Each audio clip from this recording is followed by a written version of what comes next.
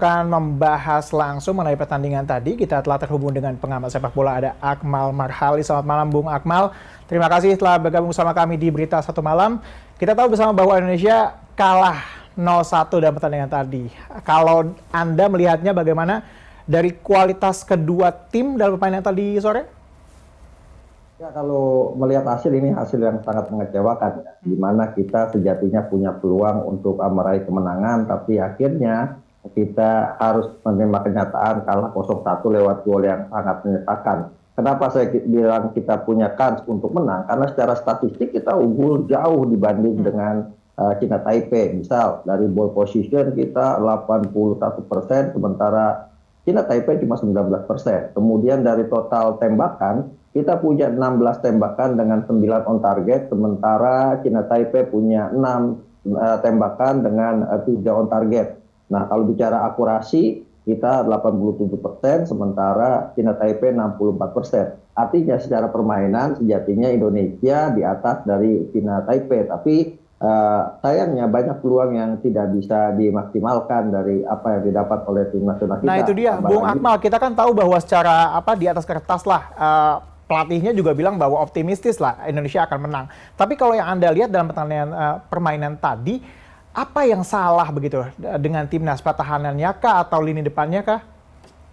Ya, rotasi yang dilakukan oleh pelatih Indra Safri salah satu ya menyebabkan pemain tidak tampil konsisten, ya, di mana di lini belakang misalnya posisi Roby Darwis digantikan oleh Bagas Kava, kemudian di tengah ada di lini belakang ada pergantian antara Andi Setio dengan Fernanda Dewangga, kemudian di lini tengah posisi dari Taufani digantikan oleh Rehan. Tujuannya awalnya rotasi untuk menjaga kebugaran pemain. Ditambah lagi memang pemain tim nasional kita tampil di Asian Games ini kan tidak dalam posisi yang benar-benar fit dan stabil, karena yang pertama tidak ada persiapan, kedua juga datang ke Cina dengan rombongan berbeda karena ada yang menyusul setelah mengikuti Liga 1 Indonesia. Ditambah ada 2 pemain yang akhirnya tidak bisa tampil, Ramadan Tenanta yang tidak bisa dilepas oleh Persitolo, kemudian Beckham Putra yang cedera, sehingga kemudian kita hanya punya 20 komposisi pemain. Nah, ini yang kemudian menjadi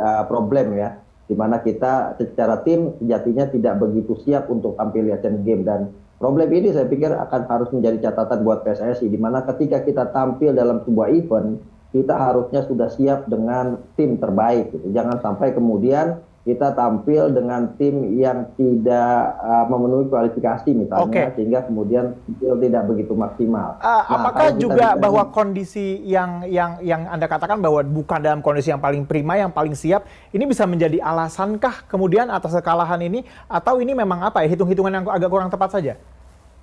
Ya, kekalahan adalah kekalahan. Tidak boleh kemudian kita mencari kambing hitam, karena kekalahan yang kita dapat ini kesalahan dari kita sendiri. Betul. Kita tidak bersiap begitu maksimal menghadapi event sebesar Asian Games.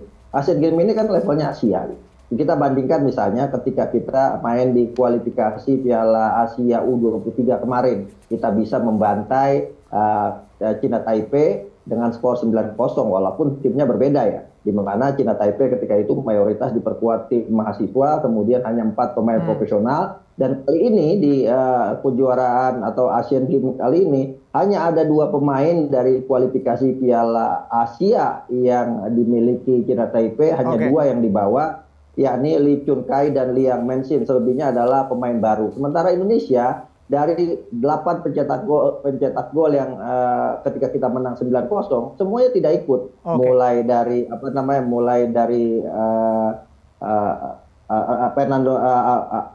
Marcelino Ferdinand, kemudian Witan Sulaiman, Rafael Struy, Rio Fahmi, sampai kepada Hoki Caraka dan Arhan Pratama. Bahkan dari Piala Asia kemarin. Singkat, terkait dengan ini prospeknya bagaimana nih? Ini sudah kalah di sini, oke lah. Korea Utara, apakah Indonesia masih punya peluang untuk lolos? Ya, minimal kita harus bisa menahan seri kalau kita mau lolos dengan berharap bisa meraih peringkat 3 terbaik. Karena peringkat 3 terbaik ini akan diperebutkan oleh 6 grup sebenarnya. 4 terbaik akan lolos ke babak 16 besar. Tapi karena di grup C, Suriah dan juga Afghanistan batal ikut serta, sehingga kemudian perebutan posisi tiga terbaik menjadi 5 grup dengan akan memperebutkan 4 tiket terbaik. Nah, peluang kita ada ketika kita nanti melawan Korea Utara, kita harusnya bisa menahan seri, maka kita potensi akan lolos. Walaupun kalau secara peringkat jauh Korea Utara, ini tim yang di atas kita. Bahkan di Asian Games 2014, kita kalah 1-4 dari Korea Utara di babak 16. Baik. Kita tentunya masih berharap lah ya bahwa Indonesia bisa lolos lah setidaknya dan juga menang dari Korea Utara. Terima kasih Bung Akmal atas informasi dan juga waktu Anda.